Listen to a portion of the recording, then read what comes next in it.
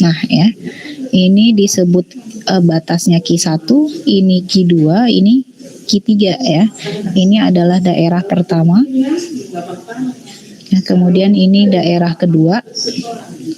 Ini daerah ketiga ya. Ini daerah keempat ya. Jadi akan membagi 4 daerah data sama besar, di mana batas-batas setiap daerahnya ini yang disebut sebagai Q1, Q2 dan Q3. Q1 ini disebut kuartil bawah, Q2 disebut kuartil tengah ya, atau nama lainnya adalah median. Kemudian Q3 ini adalah kuartil atas ya. Nah, selanjutnya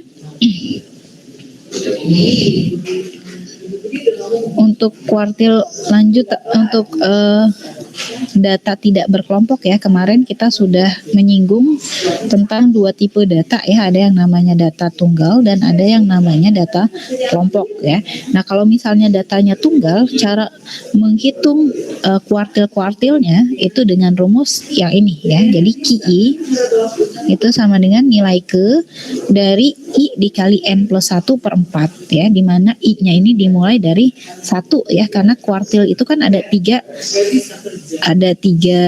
macam ya, ada Q1, Q2, Q3. Jadi nanti I-nya itu cuma ada 3 ya, cuma ada 1, 2 dan 3. Nanti ketika kita ingin menghitung berapa nilai kuartil satunya, berarti nanti kita masukkan ke rumus ini, Q1 sama dengan nilai ke. Nah, ini nanti nilai ke ini maksudnya apa, nanti saya jelaskan ya.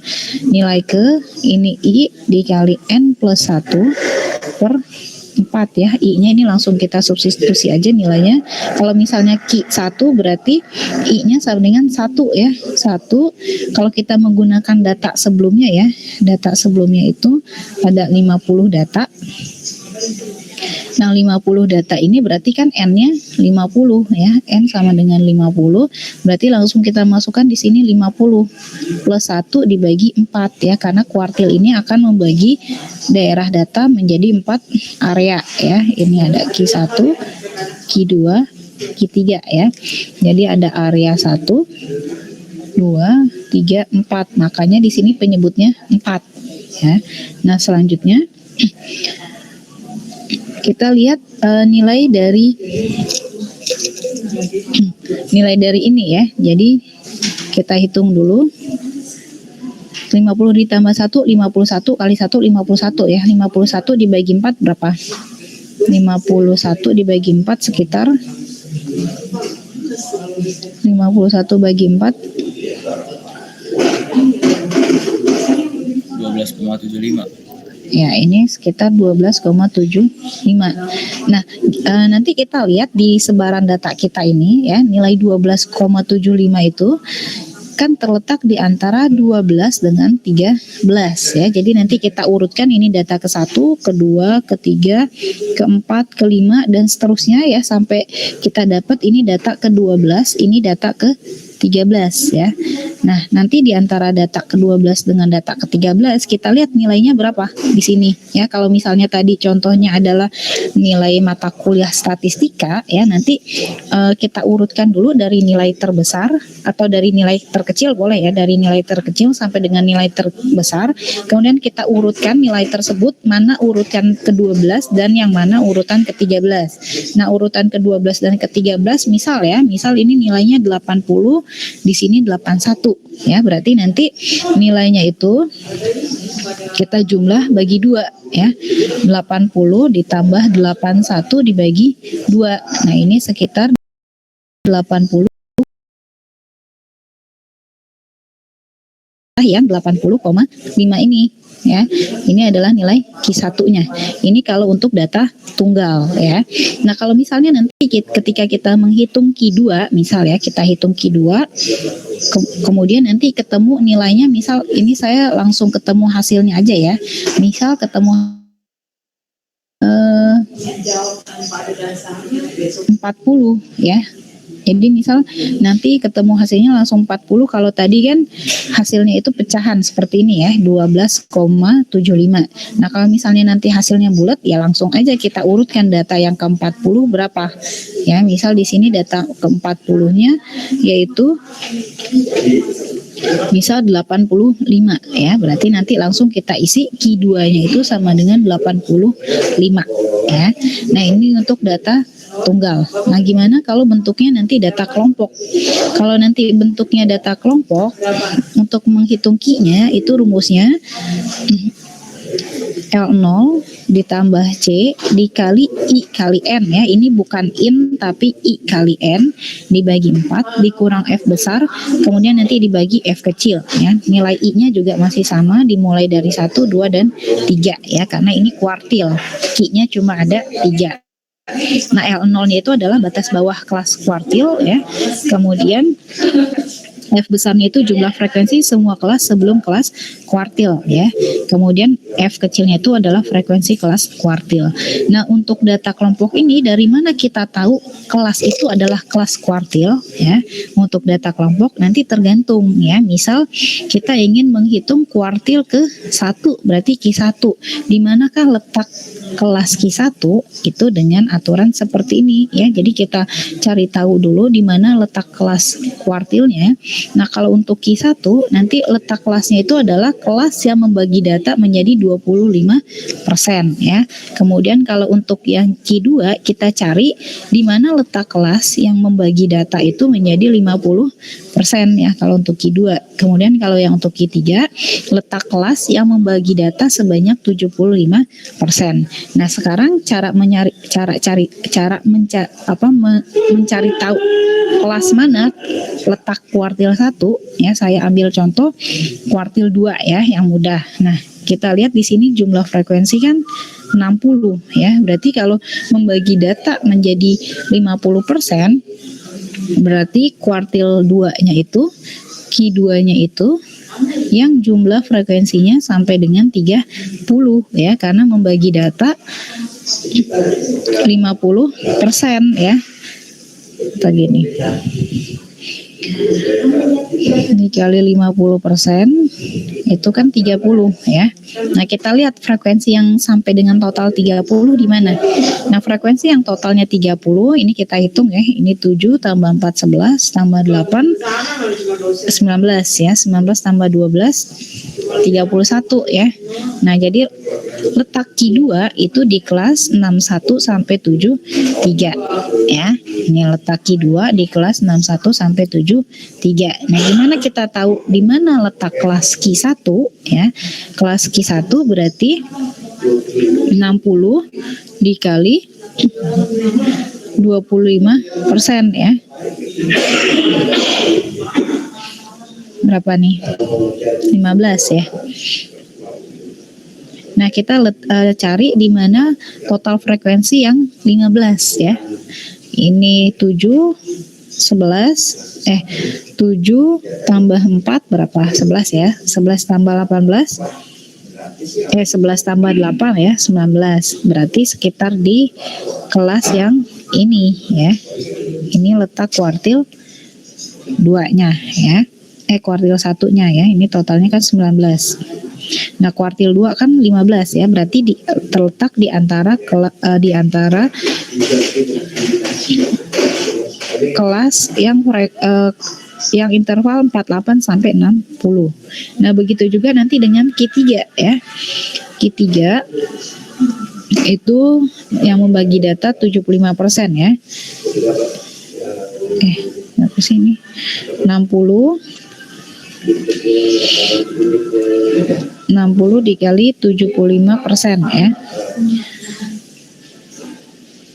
Ini 3, ini 4 ya. 15 kali 3 45 ya. Berarti kita hitung total frekuensi 45 sampai di mana? Ini tambah 23 54 ya. Berarti sekitar di sini ya. Untuk yang Q3-nya ya. Di sini Q3, di sini Q2, di sini Q1. Nah, ini cara menentukan letak kelas untuk masing-masing kuartil. Nah, ini perlu keperluannya apa ya untuk mengetahui letak kelas untuk setiap kuartil. Nah, ini kita perlukan untuk memasukkan rumus ini ya. Kan kita memerlukan rumus L0. L0 itu kan batas bawah kelas kuartil ya. Kalau misalnya di sini kita ingin menghitung Q1, berarti batas bawahnya kita lihat di sini. Di sini kan limitnya 48 ya. Berarti L0-nya itu sama dengan 47,5 ya, ditambah lebar kelasnya berapa kalau yang ini?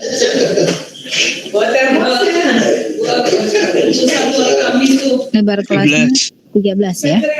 13, kemudian I-nya itu 1 ya, karena kita menghitung Q1, N-nya itu berapa tadi frekuensinya? 60 ya. 60 dibagi 4 dikurang F besarnya itu jumlah frekuensi semua kelas sebelum kelas kuartil ya. Berarti kalau Q1 itu sampai dengan yang kelas keempat ya, berarti total kelas sebelum kelas kuartil itu adalah yang 3 tambah 4 tambah 4 ya. Berapa? 11 ya.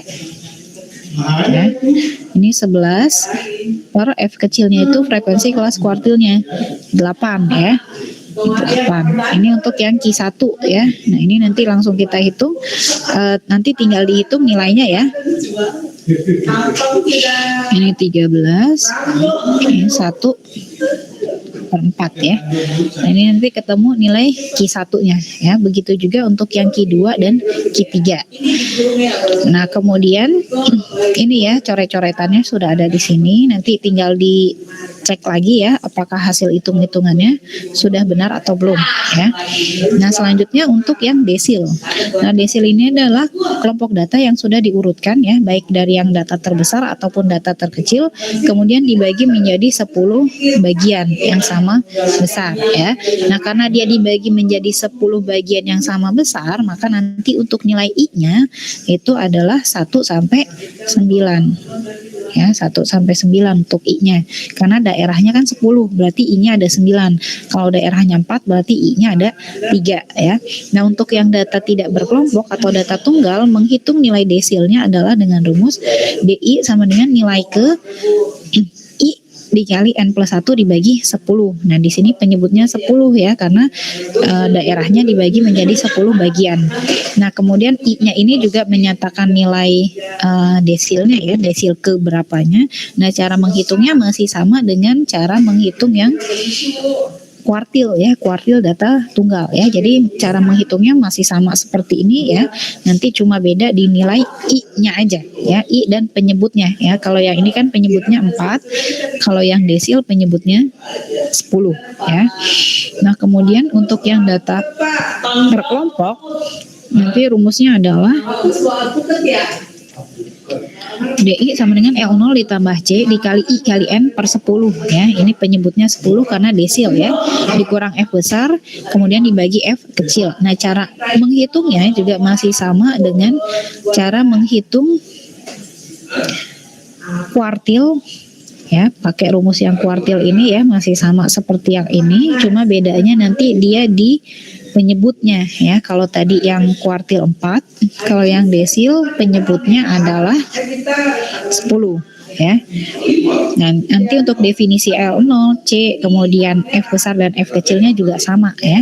Nah, karena di desil ini membagi data menjadi 10 bagian yang sama besar, berarti kalau untuk yang daerah pertama itu membagi, untuk yang D1 berarti membagi data berapa persen? Membagi data 10% ya. Kalau misalnya yang D2 berarti membagi data 20% ya. Nah, begitu seterusnya sampai dengan yang D9 ya. D9 berarti membagi data menjadi 90% ya. Jadi setiap D1 itu pertambahannya adalah 10% ya. Nanti nilai-nilai ini ya, ini untuk menentukan di mana letak kelas desilnya ya. Kelas desil 1, desil 2, desil 3 dan seterusnya. Ya, nanti setelah kita bisa menghitung D3 ya, kita coba menghitung D3. D3 itu membagi data 30% ya, berarti 30 per 100 dikali jumlah frekuensinya 60. Jadi kita berapa ya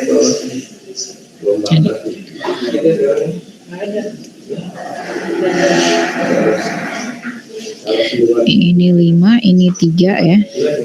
Ini 6. Ini 18 ya. Berarti kita hitung di mana jumlah frekuensi yang 18 ini. Ini 7, 11, ini 19 ya. Berarti untuk D3 itu terletak di kelas ke-4 ya. Kemudian nanti data ini akan kita gunakan, akan kita masukkan ke rumus yang ini ya. Jadi data letak kelas desilnya itu diperlukan untuk memasukkan ke rumus D ini ya. Nah, begitu juga untuk yang D7 ya. Kalau yang D7 berarti berapa? 70/100 dikali 60 ya. 5, 3.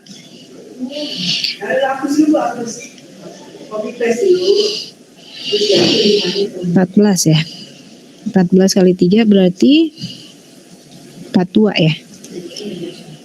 Nah, nanti kita jumlahkan di mana frekuensi yang 42. Disitulah letak desil ke-7 ya.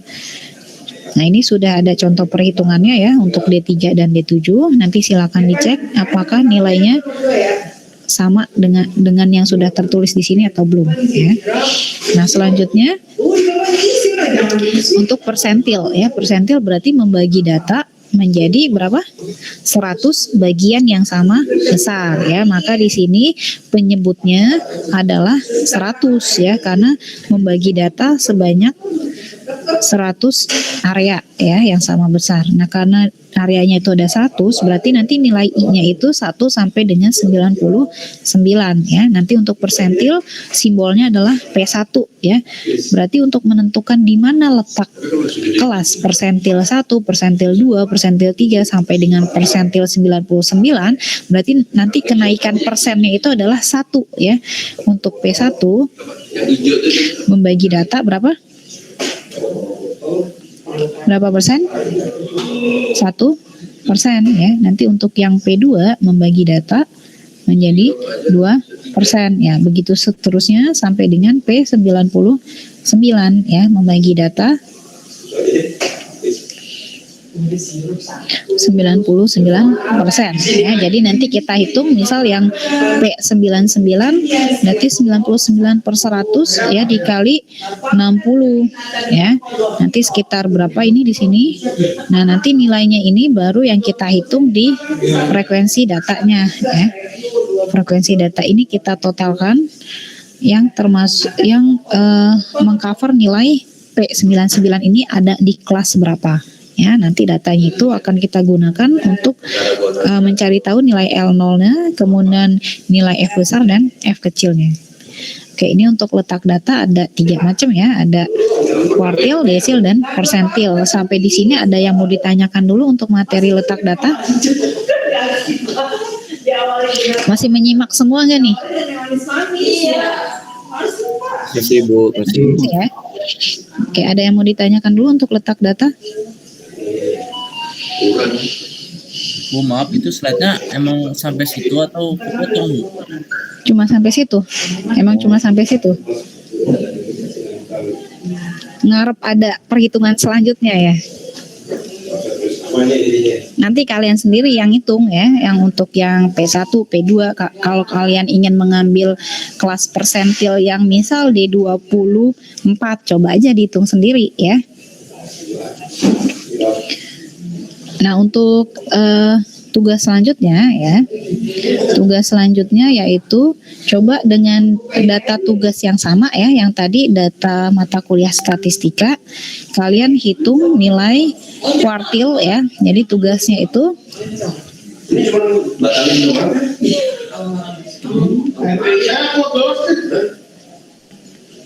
tugas yang pertama hitung kuartil Q1, Q2, Q3 ya. Yang kedua hitung desil. Nah, desil ini karena membagi data menjadi 10 area ya. Ini nggak perlu semuanya, jadi ambil aja beberapa desil. Misal desil desil 7, desil 9 ya. Kemudian yang ketiga, hitung persentil. Untuk persentil yang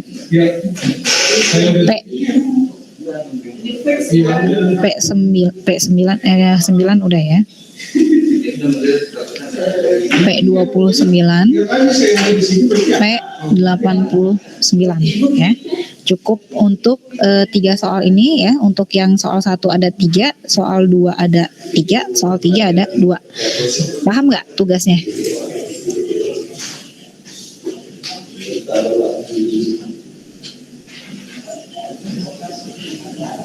Paham nggak? Ini suara saya masih terdengar nggak?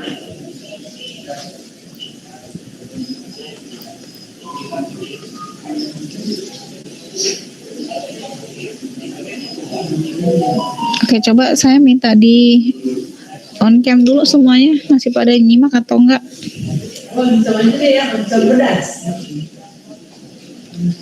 Sekalian saya mau ambil screenshotnya. Coba on cam dulu semuanya.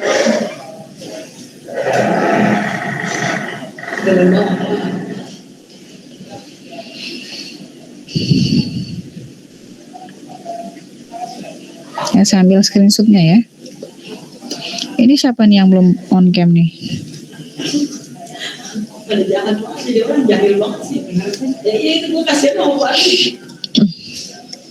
Oke, saya ambil screenshotnya ya.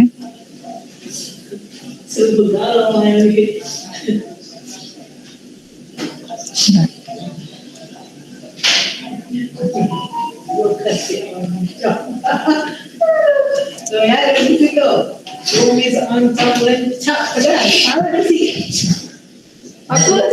Dulunya dia dari mana sih? Kampus mana? Dari TTP, Institut Teknologi Telkom ya, Purwokerto. Belum, sudah boleh bikin isi Belum banyak video ya? isi kenapa? Oke, cukup. Nah, kalau tidak ada yang ditanyakan, saya cukupkan dulu untuk kuliah hari ini ya. Silakan dikerjakan tugasnya. Perlu berapa jam untuk ngerjain tugas?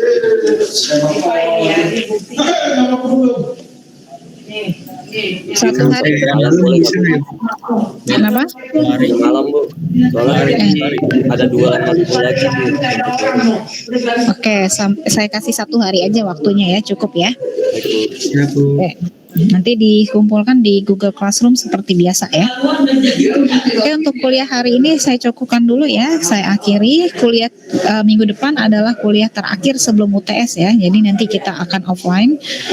Kemudian UTS-nya nanti setelah libur Lebaran ya. Oke, untuk kuliah hari ini saya akhiri. Assalamualaikum warahmatullahi wabarakatuh. Waalaikumsalam warahmatullahi wabarakatuh. Terima kasih Bu.